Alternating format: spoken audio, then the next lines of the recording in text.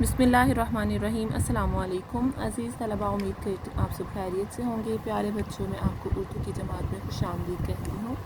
عزیز طلباء، آپ دیکھ سکتے ہیں کہ آج ہم ورک شیٹ نمبر 5 کر رہے ہیں اور یہ صفحہ نمبر 21 پر موجود ہے۔ تو پیارے بچوں، آج ہم ورک شیٹ نمبر 5 میں کس عنوان پر بات کر رہے ہیں؟ الفاظ کو ترتیب دے کر جملے بنانا۔ جی، تو آج کا ہمارا عنوان کیا ہے؟ الفاظ کو ترتیب دے کر جملے بنانا۔ تو درجہ الفاظ کو ترتیب دے کر جملے بنائیے۔ اب آپ کے سامنے یہاں پر کچھ الفاظ لکھے ہوئے ہیں، تو بیٹا ہم نے ان الفاظ کو ترتیب دینی ہے اور پھر ان الفاظ کو ترتیب دے کر جملوں کی صورت میں تحریر کرنا ہے۔ جیسے پہلا لفظ ہے پیتی، پھر لڑکی، پانی ہے، تو ہم اس کو ترتیب سے کیسے لکھیں گے؟ لڑکی پانی پیتی ہے۔ بیٹا اسی طرح اب آپ نے ان جملوں کو تحریر کرتے ہوئے اس بات کا خیال رکھنا ہے کہ جب بھی ہم کسی جملے کو تحریر کرتے ہیں، سب سے پہلے فاعل لکھا جاتا ہے، اس کے بعد فعل اور پھر مفعول۔ فاعل کا مطلب کیا ہوتا ہے؟ فاعل کا مطلب ہوتا ہے کہ کام کرنے والا، ٹھیک ہے؟ جو بھی شخص فاعل ہے وہ کام کرتا ہے۔ فعل کا مطلب ہے کام، اور مفعول کہتے ہیں جس پر کام کیا جاتا ہے۔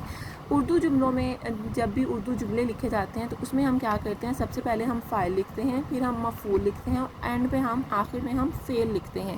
جیسے اب آپ یہاں پر دیکھ سکتے ہیں، ہمارا جملہ ہے لڑکی پانی پیتی ہے۔ ابھی ہم نے ان الفاظ کو ترتیب دیا، پیتی لڑکی پانی ہے، تو سب سے پہلے لفظ ہے لڑکی، تو لڑکی کیا ہے؟ فاعل ہے، پھر پانی، پانی کیا ہے؟ مفعول ہے، اور پینا، پیتی، یہ فعل ہے، ٹھیک ہے؟ لڑکی پانی پیتی ہے۔ تو اس طرح ہم نے ان جملوں کو ترتیب دیا اور اسے تحریر کیا۔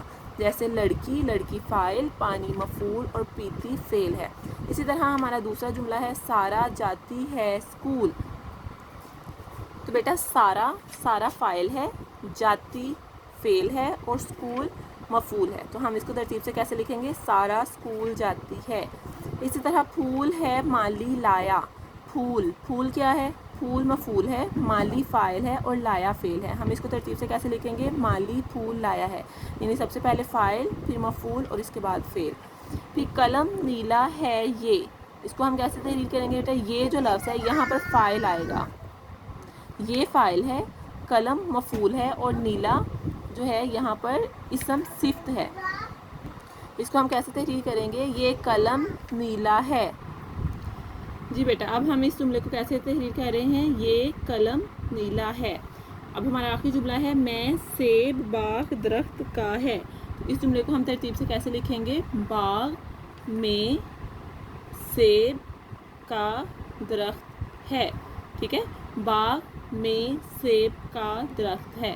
تو پیارے بچوں، جیسے آج ہم نے درج الفاظ کو ترتیب دیا اور پھر ان کو جملوں کی صورت میں تحریر بھی کیا۔